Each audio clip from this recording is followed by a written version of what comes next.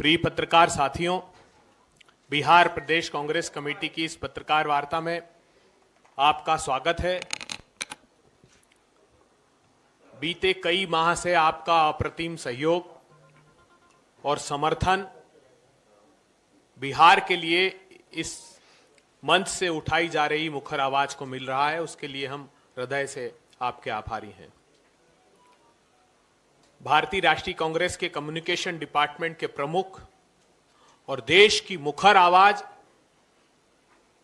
जिस आवाज ने एक ऐसी क्रांति का सूत्रपात किया जिसने कई अवसरों पर सरकार का मार्ग भी प्रशस्त किया और इस अहंकारी और दंभी भारतीय जनता पार्टी और जेडीयू की सरकार को सबक भी सिखाया।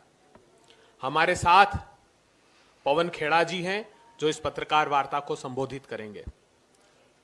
बिहार प्रदेश कांग्रेस पार्टी के कम्युनिकेशन डिपार्टमेंट के प्रमुख राजेश राठौर जी, जो बीते कई वर्षों से आपके साथ अच्छे सामंजस्य से काम कर रहे हैं, मगर इस चुनाव में उनकी अप्रतिम और महती प्रमुख भूमिका रही, वो भी इस पत्रकार वार्ता में। मैं अनुरोध करता हूं आदरणीय पवन खेड़ा जी से कि वे पत्रकार वार्ता को। आपको दो बार धन्यवाद। एक तो कि आपने राजेश जी के लिए अच्छे शब्द कहे।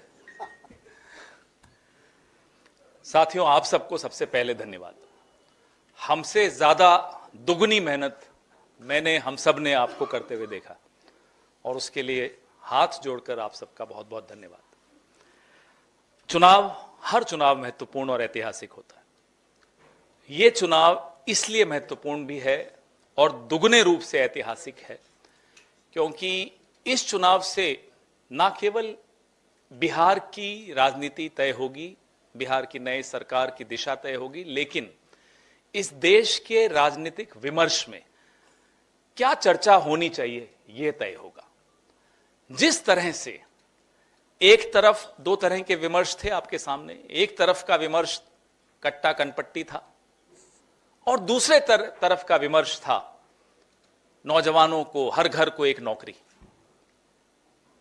500 रुपए में सिलेंडर, 200 यूनिट बिजली फ्री। एक सकारात्मक कैंपेन प्रचार महागठबंधन ने आप सबके सामने, बिहार के सामने रखा।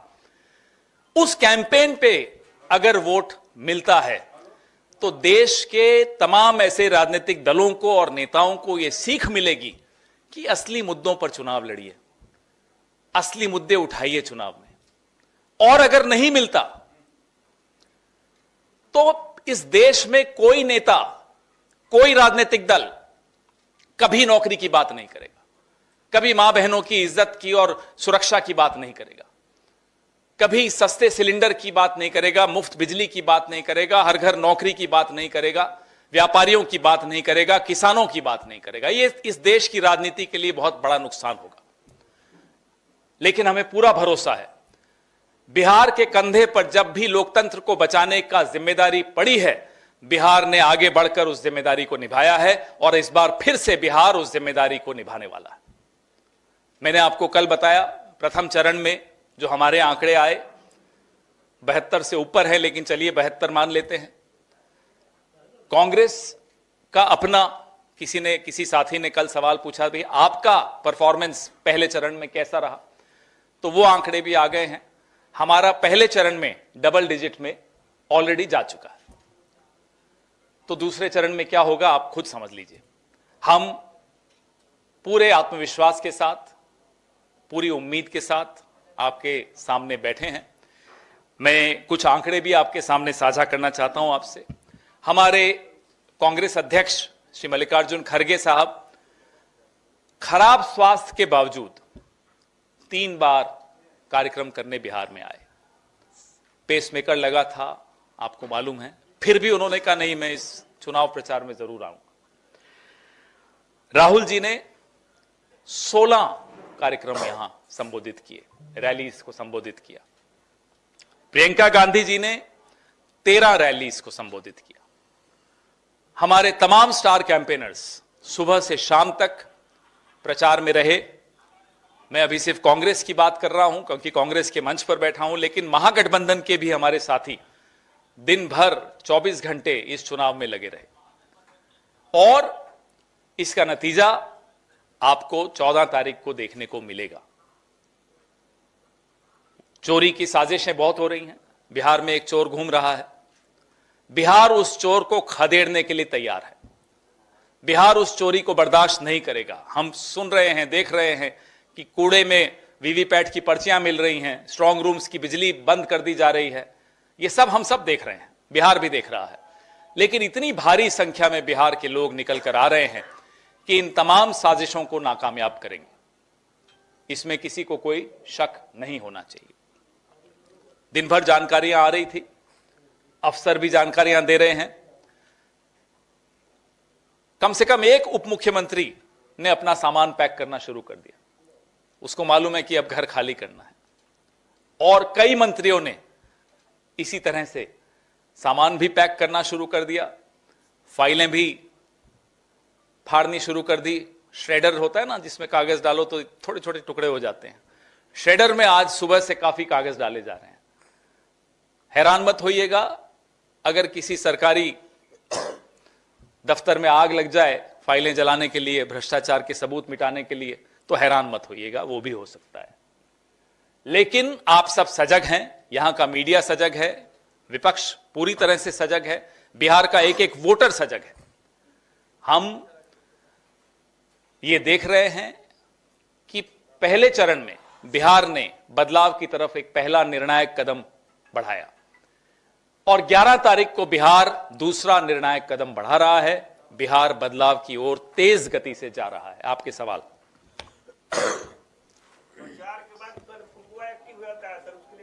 क्या एक्टिव हो जाता है?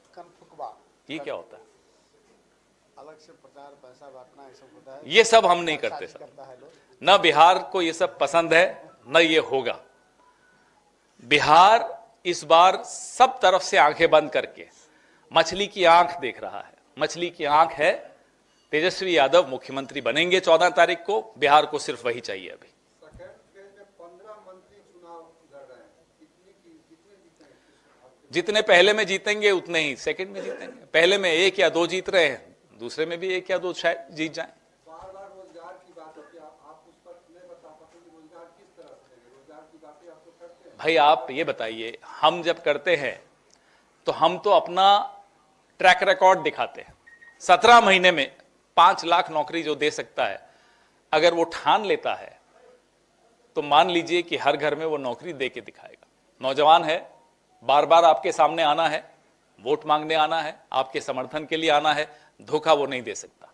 धोखा तो आपको और हम सबको तब मिला जब 2014 में हमें कहा 2 करोड़ नौकरियां देंगे। हमने भी पूछा, आपने भी शायद पूछा होगा, हालांकि वो प्रेस कॉन्फ्रेंस नहीं करते मोदी जी, वो कट्टा कनपट्टी समझते हैं, प्रेस वार्ता नहीं समझते। आपने शायद पूछने की कोशिश की होगी कि साहब ब्लूप्रिंट क्या है 2 करोड़ नौकरी। क्या जवाब मिला अमित शाह से? ये तो जुमला था।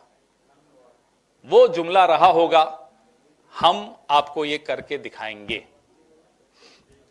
चुनाव के प्रचार के अंतिम दिन भी वायु प्लस सुरक्षा का गिफ्ट दिया जा रहा है। किसको दिया? गृह मंत्रालय की तरफ से। जाते जाते जो दे रहे हैं देने दीजिए ना। आज तेजस्वी यादव जी का जन्मदिन है, उनको तोहफा पूरा बिहार देने वाला है, उसकी तरफ ध्यान दीजिए ना। धन्यवाद।